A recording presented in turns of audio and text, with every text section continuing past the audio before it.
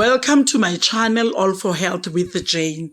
Family, we are still having Brigadier Gininda on the witness stand.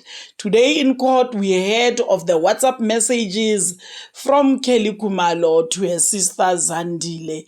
The WhatsApp messages where they were talking about Senzo Meyiwa. Family, if you can remember well, in the previous court, Brigadier Gininda told this court that there were messages, WhatsApp messages by Kelly to her sister, where Kelly told her sister that she was intending to unlife Senzo Meyiwa. And he said, Brigadier Gininda said, Kelly Khumalo, the way she puts it on the WhatsApp messages, she said she wanted to get rid of Senzo, a long time. So, but when I listen at these messages, the WhatsApp messages that were read in court today, to be honest, there is nowhere on the WhatsApp messages where Kelly is saying, I was intending to unlife Senzo Meyiwa. But instead, according to my understanding, Kelly was talking about firing Senzo. That's the way I understand the whole thing. When Kelly says, I wanted to get rid of him, but unfortunately I was disappointed by the WhatsApp that did not reach Senzo.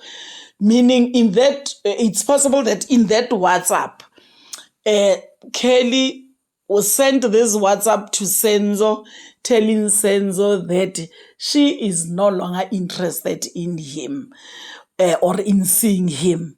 So hence I'm saying this is the way I understood it. So family, let's watch and listen at this clip where the messages in Kelly Khumalo's phone to Zandile Khumalo is being read in court. So unless there is another message where Kelly said she is intending to unlife Senzo Meyiwa. But on this one that was read in court today, none of maybe a section or a particular area in this message where Kelly is saying, my intention was to unlife Senzo. But instead, I hear her saying, I wanted to get rid of Senzo, meaning no longer, having a relationship with Senzo Meyiwa. That's my own understanding anyway. Maybe let's watch and listen, and in the comment section, you tell me, how do you understand this? Family, let's watch and listen. We are still on 8225. You go on to say, there is also communication records between her and her sister that shows that as early as 2013, she wanted to get rid of the deceased, as she put it clearly on the WhatsApp messages. It is abundantly clear that she hated him and she wanted to get rid of him. She further states that she regrets not succeeding to get rid of him. Taking into account all these facts, an inference can be drawn that she meant killing him. I do recall that, my lord. Now I'm going to refer you to Exhibit 01, which is the statement of Colonel Stein, and he testified about these documents, and the WhatsApp messages that you are referring to are also extracted and form part of 01, Exhibit 01. So if I may respectfully refer you to page 6 of 01, if you've got it. 01, that is a statement of who? What will be the index number, perhaps, that will assist me with the docket? It's 01. There's no A number on here, so I can't give you the index number. I will Who's Colonel? It's one of Colonel Stein's affidavits. He made 01 and 02. 02 deals with the communication between Longwe Twala and Zandile Khumalo mainly, but 01 deals with communication and linkages with Kelly Khumalo and other targets. My lord, I'll have to look for it because Colonel Stein made various statements, so and they're not small statements. So one will have to. I'll try and look for it maybe while we proceed. Yes, but I want us to go through that because there's an aspect that I'm going to. I see my learned colleague handed you pages. I know are those not extra? No. No. He handed me the pages of 2 to 5. My statement. Okay, all right. Yes. So my lord. Isicelo sakhe-ke uqhakaziye ukuthi-ke yena-ke nodadewabo-ke ekuxoxisane kwabo-ke ngo-2013 ila ayefuna khona-ke umguduza khona futhi asho-ke nokuthi wayeyisola noma uyayisola-ke ukuthi-ke angazange aphumelele ekuthini amguduze ngaleso sikhathi leso. If maybe for the sake of brevity, I'll my learned colleague has got it here.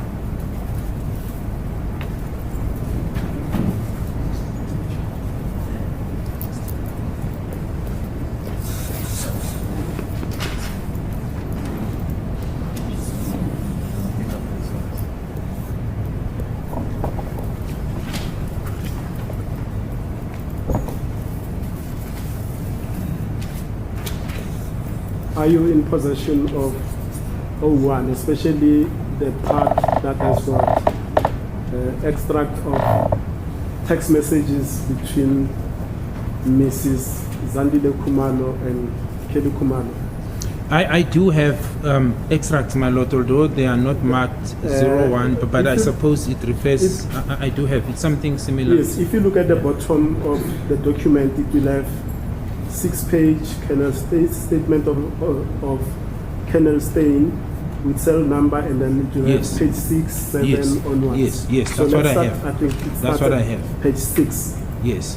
And at the title at the top, it will say, I mean, in the middle where the messages start with boxes there, it will say SMS received by Zandi Khumalo, Nokia N8-00 in brackets RM-596 close bracket Zandi Khumalo, and it's XRY sent by Kelly Khumalo 08227 08227044358. I think there's extra numbers there, you can see that. Yes, I can see that, I agree. So if we go to the text message, because the actual text message that was screen grabbed is in the box, you cannot see it, but it is also typed out, and it will have telephone number which is 2782 704 4358, and then the text will say Sonzo's mom is talking to every radio station in Devon, telling how it would be my fault if she dies of heart attack. Can you believe this woman? You see the text message? I do see, my lord. Ngiyabona-ke lo mlayezo ufundayo ufundeka ngale ndlela-ke uma kasenzo ukhuluma-ke nazo zonke iy'teshi zomsakazo eDurban esho-ke ukuthi kuzoba yiphutha lami kanjani uma esengashona-ke noma-ke eshona ngenhliziyo. Uyamkholwa yini lo muntu wesifazane noma lo mama? Now, if you take it from there and placing on record the time, the status, the storage, the type, and the folder. Yes, so time. Should I use this one?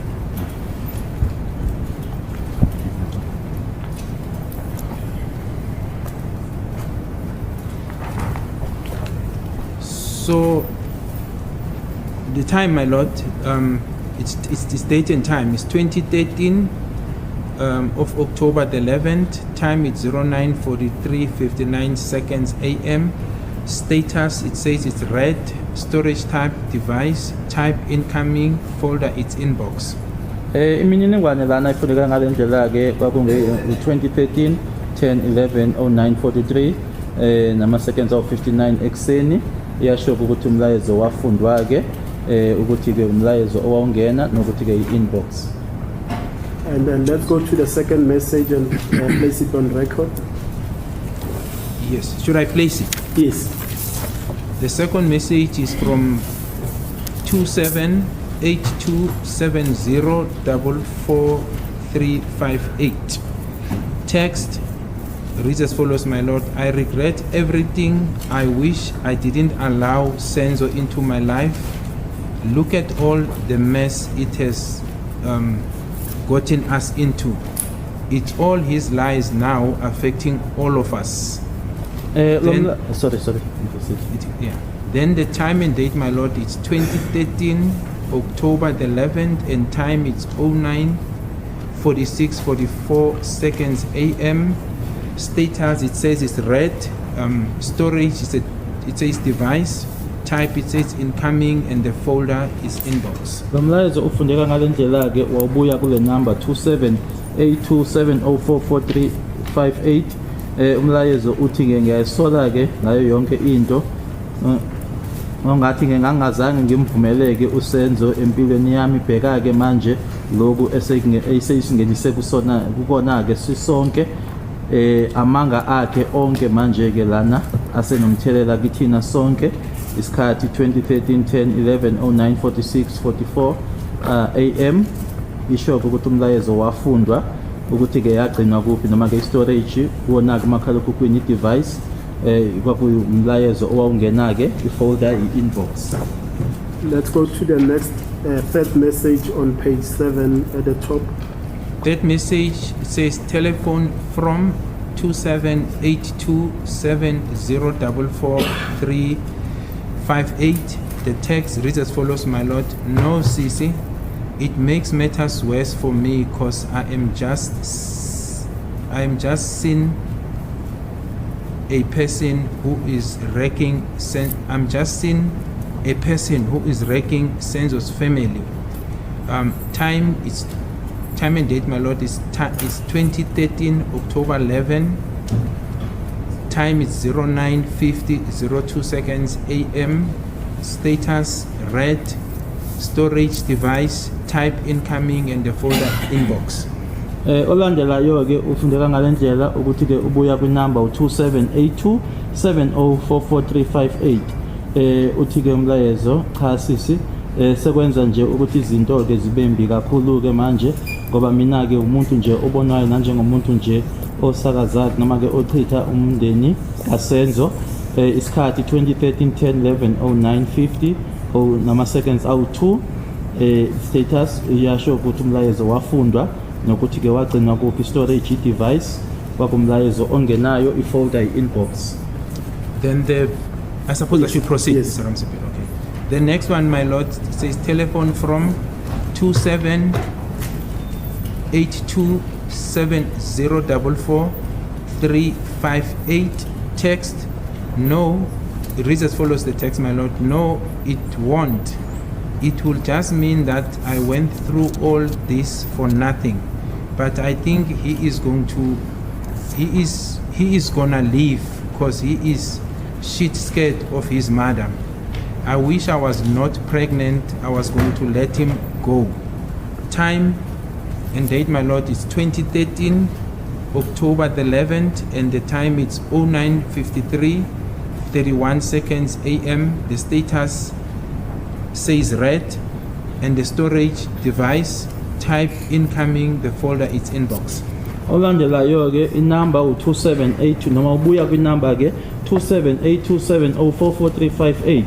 Mlayezo ufundeka ngale ndlela ke cha angeke uzosho nje ukuthi ke mina ke ngiye ngandlula kona konke lokho ngidlulela ke ize noma ke into engekho, kodwa ngicabanga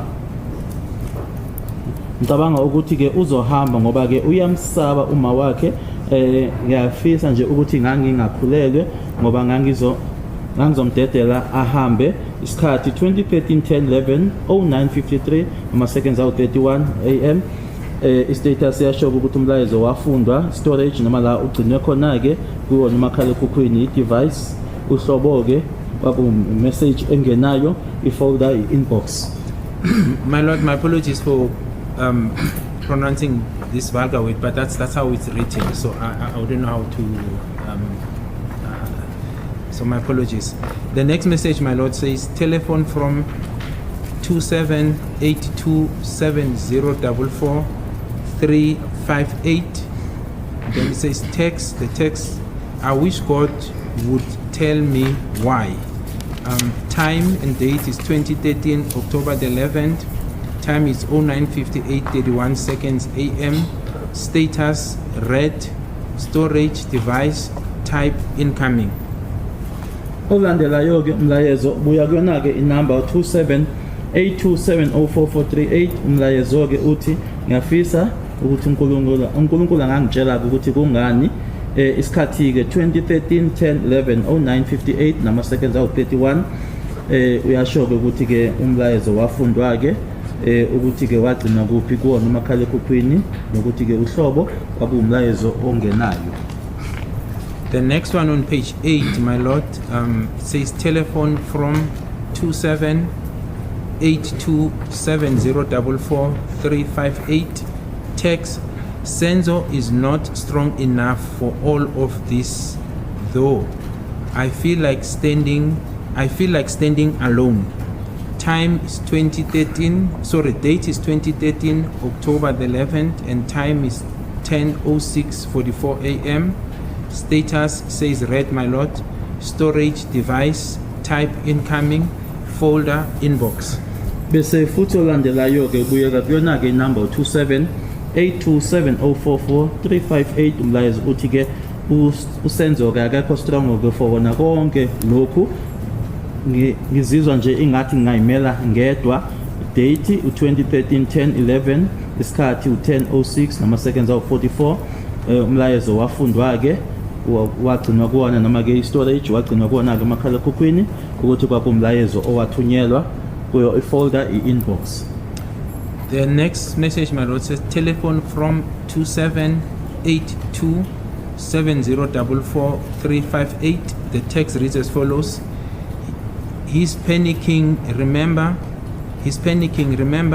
This is his first big and bad publicity.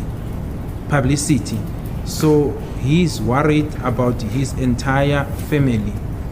Time and date. The date reads as follows: 2013 October the 11th. Time 10:12:15 seconds AM. Status read. Storage device type incoming, folder inbox.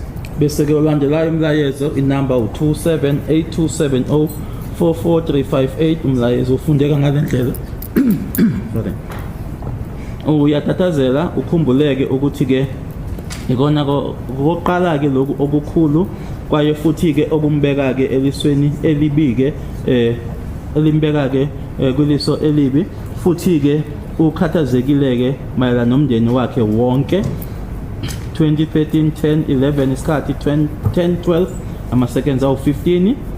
Umlayezo wafundwa wagcinwa ke kuwona umakhalekhukhwini noma ke storage kwakuwona umakhalekhukhwini kwakumlayezo owathunyelwa.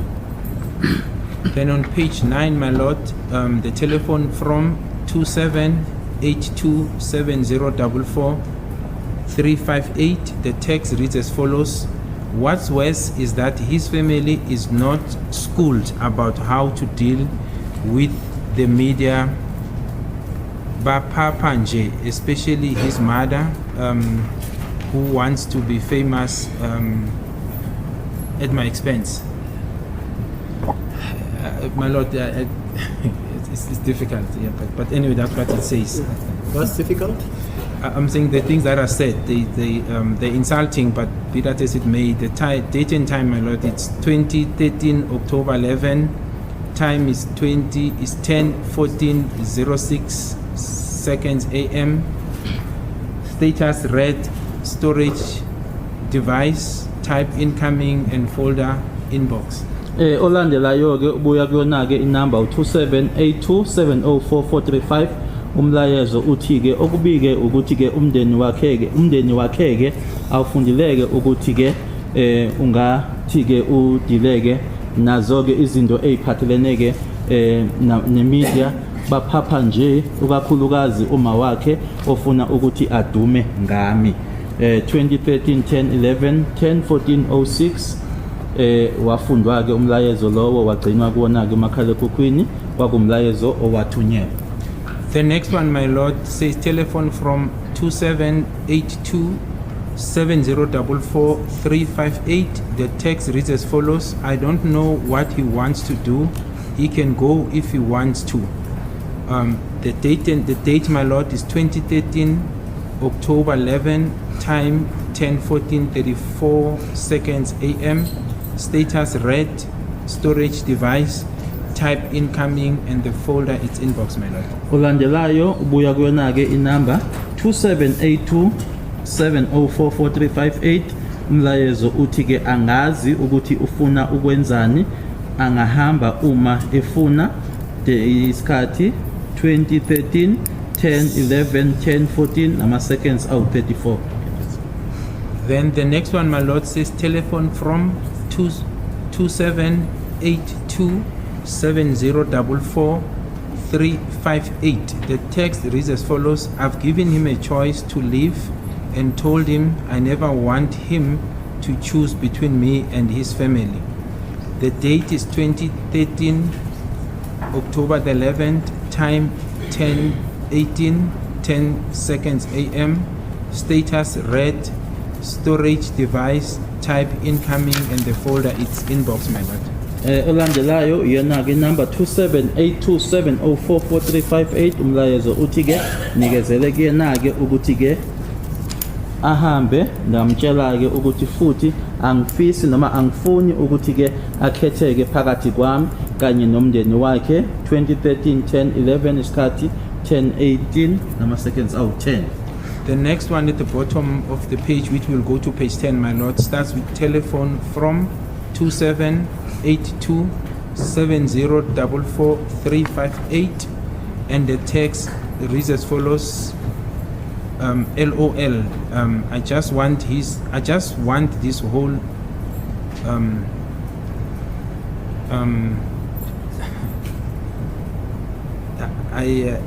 it's an insulting word, my Lord. I don't. Should I read it verbatim, my Lord?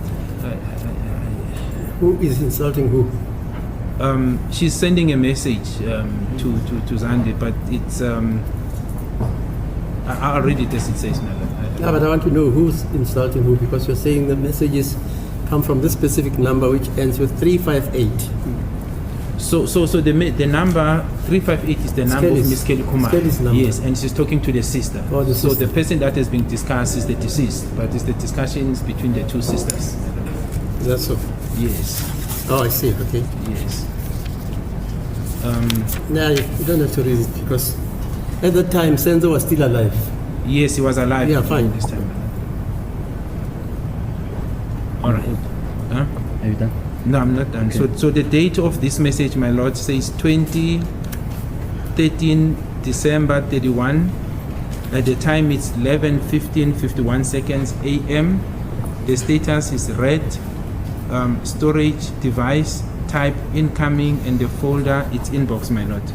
Olandelayo-ke umlayezo buya kona-ke le number 27827044 iyasho-ke ukuthi-ke ngifisa nje konke lokhu, kodwa-ke kunegama-ke alishilo noma-ke elibhaliwe-ke khona la singasilona-ke ukuthi igama elifanelekile ukuthi singalisho-ke ukuthi ngifisa nje konke lokhu ukuthi-ke sekungaphela isikhathi kwango-2013 12:31 11:15 51 a.m. nokuthi umlayezo wafundwa-ke bechaza-ke uma ekusho-ke lokhu ufakazi ukuthi-ke lana-ke ile number ekuthiwa yakhe-ke uMiss Kelly Khumalo ukhuluma naye-ke udadewabo, kodwa babekhuluma ngaye-ke umufi wayesaphila futhi-ke ngaleso sikhathi leso. The next one, my Lord, says telephone from 2782 7044 358.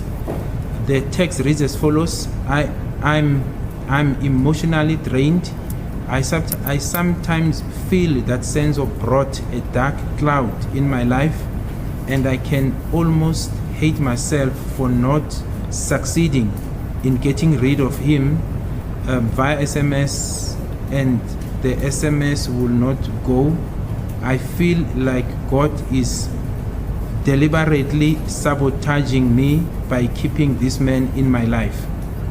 Olandelayo ke ubuya kakuyona ke le number u27827044358 uthi ke ngokwasemoyeni ke nje ngikhatheleke ngezinye nje inkathi ke ngizwa nje ingathi ke uSenzo waletha ife limnyama empilweni yami ngezinye inkathi ke kube nokuyizonda ke ngokuthi ngingazange ke ngiphumeleleke ekuthini ke ngihlukaneke naye noma ke ngimgudluzeke ngayo iSMS nje ayihambanga noma ayizange ihambe ngizwa ingathi ke uNkulunkulu ke sengathi into nje ayenza ke ngamabomu ke le ukuthi ke agcine le ndoda empilweni yami. The date, my Lord, of this test was 2013 December the 31st, and time it's 11:24:31 seconds AM. Status read, storage it's a device, and the type it was an incoming message, the folder inbox. Kwakuyi message ke le yango 2013 nge31 ke na ke uDecember isikhathi 11:24 nama seconds awu 31 AM ekseni. And then the next one, my Lord, says telephone from 278270444358. The text reads as follows: oh yeah, laughing. I can't wait for the day he is no longer in my heart. The time was 2013. Sorry, the date, my Lord, 2013 December the 31st. The time was 11:31:01 seconds AM. Status read, storage was the device. The type it was an incoming message, and the folder is inbox, my Lord. Number 27827044358 umlayezo ke uthi oya yahleka ke angikwazi ke ukuthi ngalinda ke usuku la engaseyona ke ingcenye noma ke engasekho enhlizweni yami yathunyelwa ke ngo2013 nge31 kuDecember isikhathi 11:31 ne second elodwa. The next message, the next readings, my Lord, on page 11 reads as follows: telephone from 278270444358. The text reads as follows: all I can do is hope and pray that each day I am getting closer to my day of being free from him. The time, the date is 2013 December the 31st. The time it's 11:41:16 seconds AM. Status read, storage device, type incoming, and the folder is inbox, my Lord. Yona inamba kuseyona ke 27827044358 umlayezo uthi ke engingakwenza ukuthemba nokuthandaza ke ukuthi ke ilanga nelanga ngiyasondela ke ekuthini ngiyasondela ke kusuku noma ke usuku lwami liyasondela ke lokuthi ngikhululeke kuyena kwakungo 31 kuDecember 2013 isikhathi 11:41 nama seconds awu 16. Yes. The next things that so the readings, my Lord's angel, because Kenneth Stein then extracted, he placed some other diagrams. No, let's leave those. I was just interested in the messages, and the reason I was interested in the messages because you say in 8225, taking into account all these facts, an inference can be drawn that she meant killing him, and that inference you drew from these 12-13 messages that we have read. Yes, some of them, my Lord. I Yes. think the entire context, the entire downloading might be more than this. I think Kenneth Stein extracted some of it, Yes. but yes, this covers the inference that I drew, my Lord. That's what she meant. Bengifuna nje ukuthi ke fundeke lawo ama message ngoba uyasho ke ukuthi ke wena ke ila usuthola khona ke kulama message ukuthi ke wayefuna ke noma kwakuyisifiso sakhe ke sokuthi ambulale uyasho ukuthi lokho kulama message awu 12 noma u13 amanye awo ke ngoba ke akusiwona ke onke lana ephelele ngicabanga ukuthi nje uKenneth Stein wakhipha athize. And the last sentence on 8225, just before the commissioning part on paragraph 5, it says, I hereby apply for the warrant of arrest for Nonhlanhla Kelly Khumalo on charges of conspiracy to commit murder and murder. You see that? I do see that, my lord.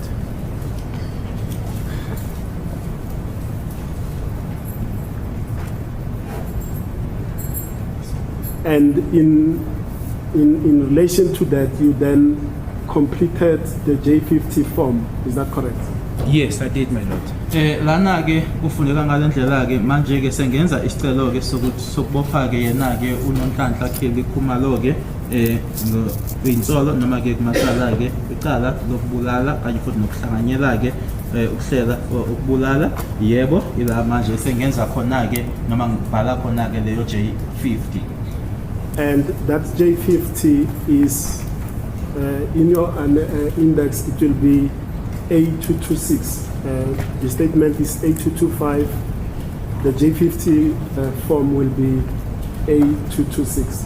Yes, I recall the index is correct, my lord. Yebo ke leyo J50 leyo ke uzoba u-A226 njengoba istatement lesi sona u-A225.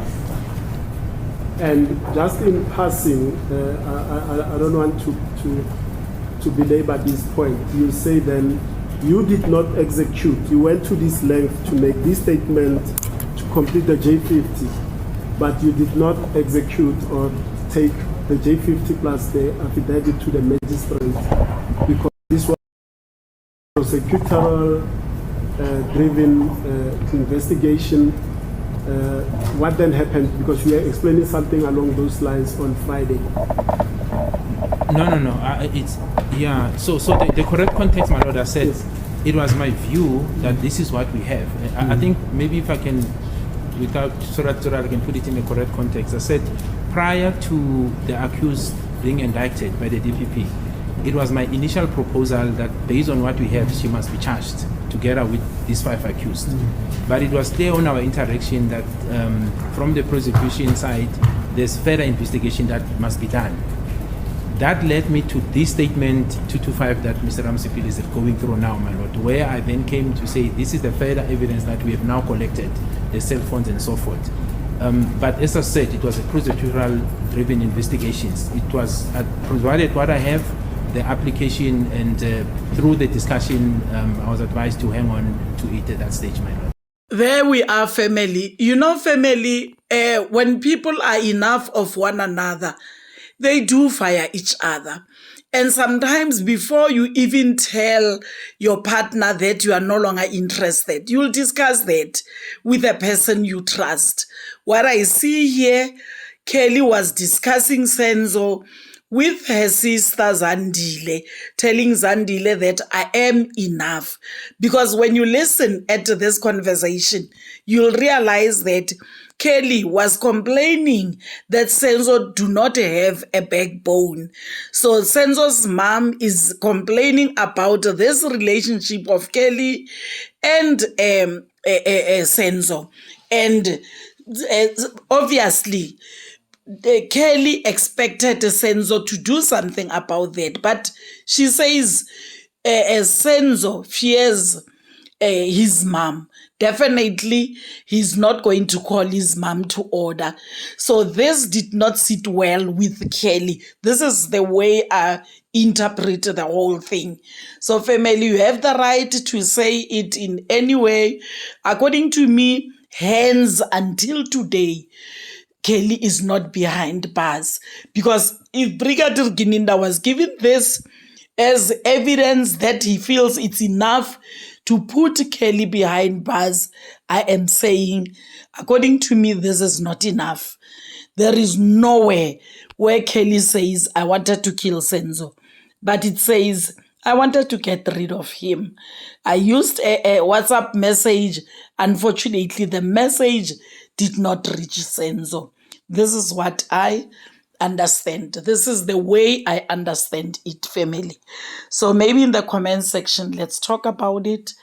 And thank you so much for watching this video to the end. I know it's a little bit long, but thank you for watching it. And please do not forget to like it, subscribe for my channel if you haven't done so yet. I love you, family. Thank you. Bye.